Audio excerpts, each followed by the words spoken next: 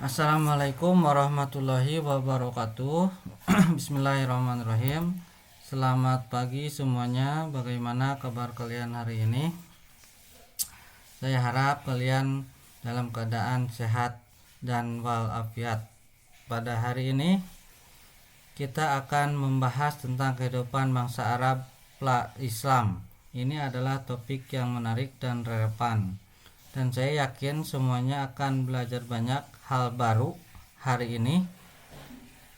Baiklah, sebelum belajar, alangkah baiknya kita membaca doa terlebih dahulu. Yang pertama yaitu kita akan membahas tentang pendahuluannya dulu.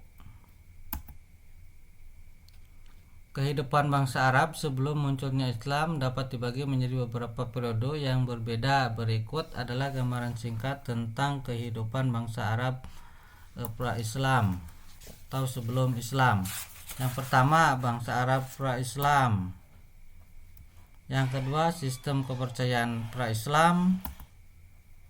Yang ketiga, sistem sosial dan hukum.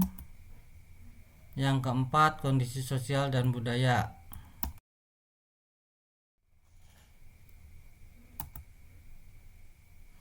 Selanjutnya kita akan membahas tentang latar belakang singkat tentang wilayah Arab dan penduduknya sebelum munculnya Islam. Arab dikenal sebagai wilayah yang didominasi oleh berbagai suku bangsa dan beragam budaya. Geografi Arab. Yang pertama, geografi Arab itu wilayah Arab terletak di bagian barat daya Asia dan bagian utara semenanjung Arab. Dua, suku-suku Arab. Sebelum munculnya Islam, Arab adalah rumah bagi berbagai suku bangsa yang tersebar di seluruh wilayah. Tiga, agama. Sebelum munculnya Islam, Arab secara luas menganut berbagai bentuk agama politeistik. Empat, sistem sosial masyarakat Arab pra-Islam terbagi menjadi berbagai kelas sosial. Kelas yang paling atas dipegang oleh kaum bangsawan dan pedagang yang kaya. Yang kelima, perdagangan Arab memiliki peran penting dalam perdagangan internasional pra-Islam, terutama sebagai penghubung antara Timur Tengah, Asia Selatan, dan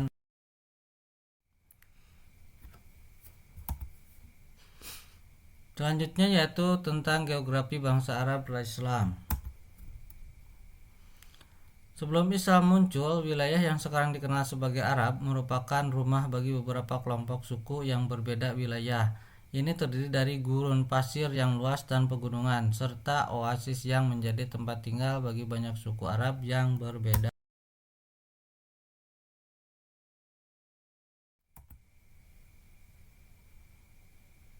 Selanjutnya yaitu deskripsi geografi wilayah Arab.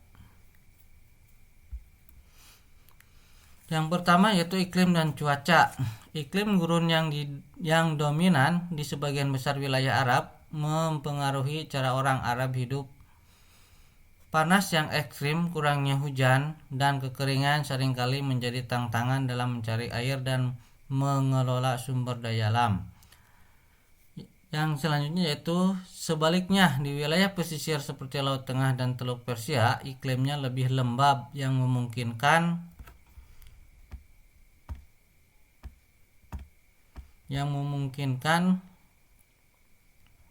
pertanian dan kehidupan maritim yang lebih baik. Sumber daya alam. Yang pertama itu geografi Arab mengandung sumber daya alam yang penting seperti minyak bumi, gas alam, dan tambang mineral. Kekayaan sumber daya ini telah mempengaruhi ekonomi negara-negara Arab dan mengubah struktur sosial dan ekonomi mereka.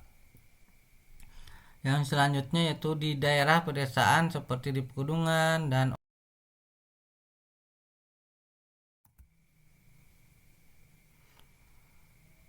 Yang selanjutnya yaitu perdagangan dan transportasi. Perdagangan dan transportasi itu yang pertama, wilayah Arab memiliki posisi geografis yang strategis di persimpangan antara Asia, Afrika, dan Eropa. Ini membuat mereka menjadi pusat perdagangan dan jalan utama perdagangan sejak zaman kuno.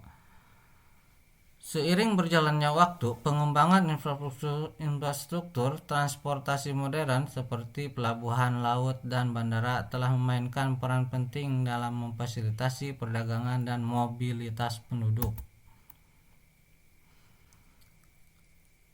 Agrikultur dan pemukiman. Beberapa bagian wilayah Arab memiliki tanah subur yang cocok untuk pertanian, terutama di lembah-lembah sungai seperti Sungai Nil dan Sungai Tigris Efrat. Pemukiman masyarakat Arab dapat ditemukan di berbagai lingkungan, mulai dari kota-kota padat penduduk di pesisir hingga desa-desa di gurun pasir yang lebih terpencil.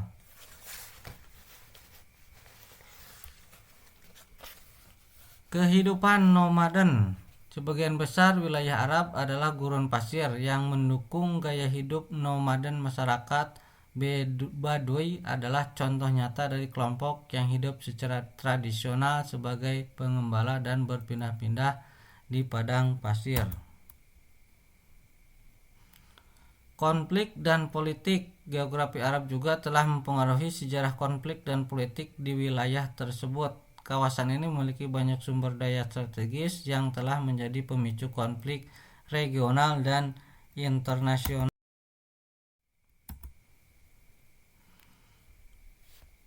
Selanjutnya yaitu suku-suku Arab. 1. Suku Najd. Suku Najd ini terutama mendiami wilayah Najd di tengah Arab Saudi. Mereka memiliki budaya dan tradisi yang khas. 2. Suku Hajj. Suku ini terutama mendiami wilayah Hejaz di barat Arab Saudi, termasuk kota suci Mekah dan Madinah. Yang ketiga, suku Samar. Suku ini merupakan salah satu suku nomaden terbesar di Arab Saudi dan dapat ditemui di berbagai bagian negara tersebut. Yang keempat yaitu suku Yamani. Suku ini terutama mendiami wilayah selatan Arab Saudi dan wilayah-wilayah sekitarnya. Yang kelima, suku Baduy. Suku-suku Baduy adalah suku-suku pengembala dan pengembara di padang pasir yang tersebar di seluruh wilayah Arab. Yang keenam yaitu suku Hadrami. Suku ini terutama mendiami wilayah Hadramaut di Yaman, tetapi juga dapat ditemui di berbagai negara di Arab Saudi. Yang ketujuh, suku Taif. Suku ini terutama mendiami wilayah Taif di pegunungan barat Arab Saudi. Yang kedelapan, suku Qahtani. Suku ini memiliki sejarah panjang di Arab Saudi dan memiliki banyak sub-suku yang berbeda.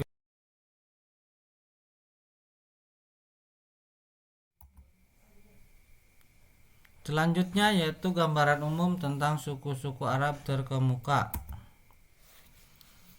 Sejarah panjang. Suku Arab telah memiliki sejarah panjang dalam wilayah Timur Tengah dan mereka telah berperan dalam pembentukan banyak kerajaan, kekaisaran, dan negara-negara modern di kawasan tersebut.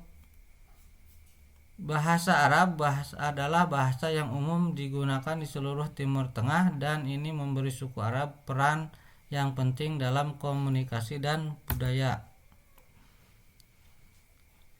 Mayoritas suku Arab adalah Muslim dan Islam memainkan peran sentral dalam kehidupan sosial dan politik mereka. Kontribusi budaya Arab telah memberikan kontribusi besar terhadap seni, sastra, musik, dan arsitektur. Sastra Arab seperti karya-karya Ibnu Khaldun, Al-Mutanabi, dan banyak lagi memiliki pengaruh global dalam sejarah sastra dunia. Konflik regional.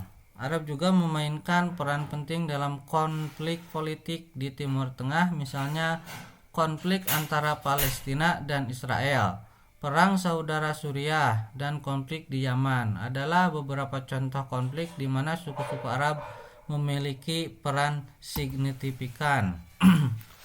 Politik modern. Suku Arab memiliki peran dalam politik modern di berbagai negara Arab. Beberapa negara Arab adalah monarki, seperti Arab Saudi, Yordania, dan Maroko, di mana keluarga kerajaan Arab memainkan peran penting dalam politik. Migrasi Arab. Di luar Timur Tengah, diaspora Arab di seluruh dunia juga memiliki peran dalam politik dan kehidupan sosial di negara-negara tempat mereka menetap.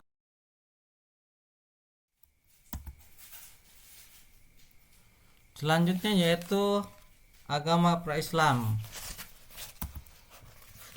1. Pengaruh agama dan kepercayaan sebelum Islam seperti animisme dan politeisme memiliki peran penting dalam membentuk budaya, sosial, dan sejarah masyarakat yang kemudian menjadi bagian dari dunia Islam. Ketika Islam muncul pada abad ke-7 di wilayah Arab, banyak masyarakat di sana sudah memiliki sistem kepercayaan yang berbeda. Yang kedua, Ka'bah adalah bangunan berbentuk kubus yang terletak di dalam Masjidil Haram di kota Mekah, Arab Saudi. Ka'bah dianggap sebagai pusat keagamaan dalam sistem sosial. 1. Struktur sosial masyarakat Arab sebelum Islam sangat beragam dan didasarkan pada beberapa elemen utama, termasuk suku, keturunan, dan status ekonomi. Pada masa itu, Arab adalah masyarakat yang terbagi-bagi menjadi berbagai suku dan klan yang hidup secara semi-nomaden di wilayah semenanjung Arab. 2. Perbedaan antara orang kaya dan miskin serta perbudakan adalah topik yang kompleks dan dapat dibahas dari berbagai sudut pandang.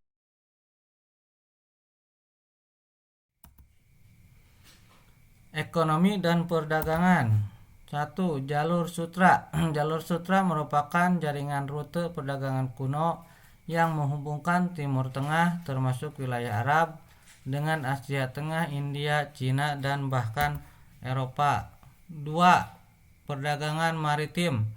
Wilayah Arab memiliki akses ke Laut Merah dan Laut Arab yang merupakan jalur perdagangan penting sejak zaman kuno.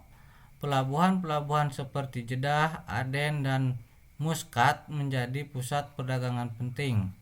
Dan kapal-kapal Arab digunakan untuk mengangkut barang dagangan ke berbagai belahan dunia termasuk Afrika, India, dan Asia Tenggara.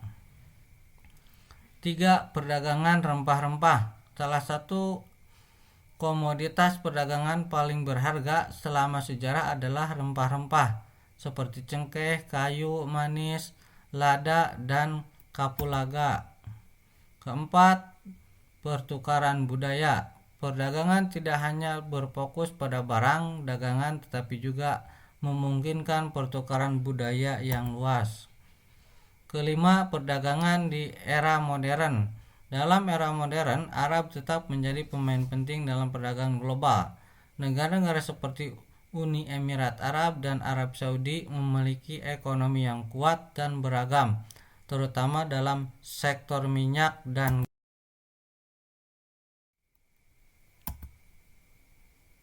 Yang selanjutnya yaitu budaya dan bahasa. Bahasa Arab Jahiliyah, bahasa yang digunakan oleh bangsa Arab sebelum munculnya Islam, disebut bahasa Arab Jahiliyah.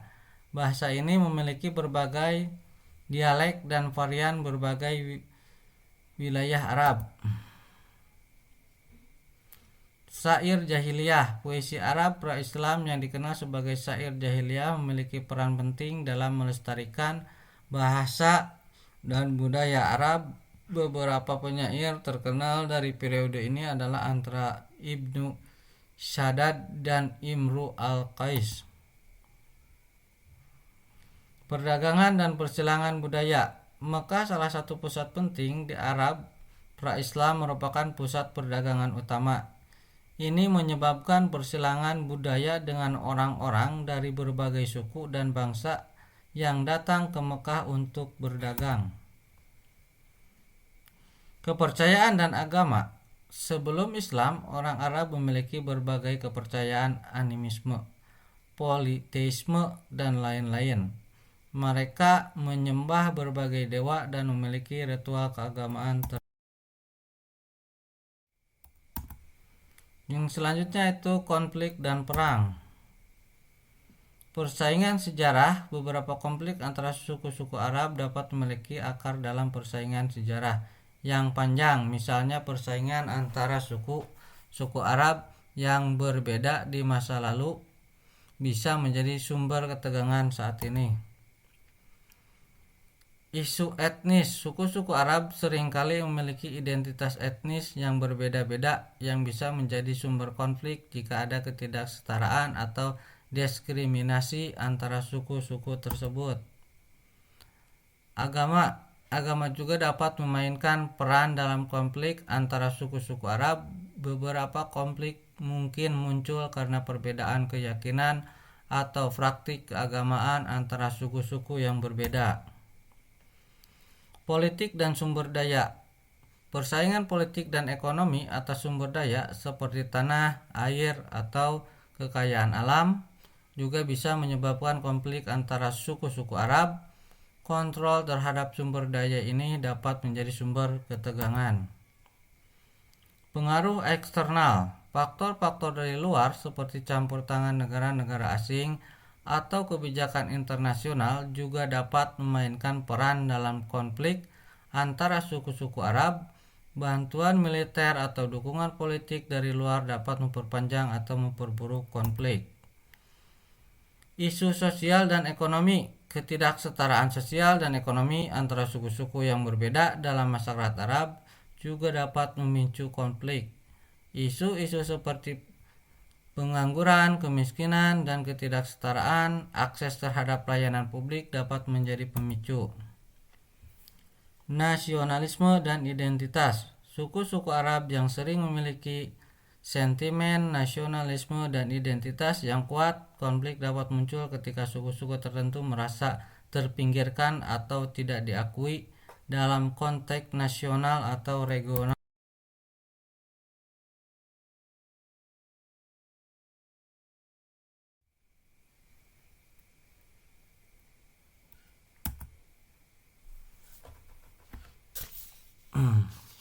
Nah, itulah pembelajaran hari ini. Saya harap kalian semua dapat memahami konsep-konsep ini dengan baik. Dan ingatlah untuk selalu merenungkan apa yang telah kita pelajari dan terus berlatih agar kalian semakin menguasai materi ini. Mungkin hanya itu saja yang dapat disampaikan pada kesempatan kali ini. Kita tutup saja dengan doa. Rabbana atina fid dunya hasanah wa bil akhirati hasanah wa qina adzabannar. Wassalamualaikum warahmatullahi wabarakatuh.